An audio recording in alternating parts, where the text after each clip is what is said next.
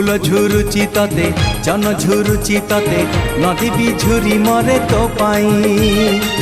पवन कहे काने आसबू तू दिने तो गा पारी होई मो पाई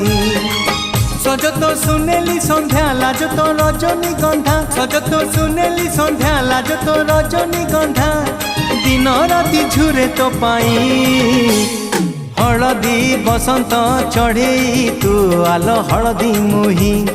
सोरिष फुलिया छिटो शाढ़ी लो तते भारी मानई।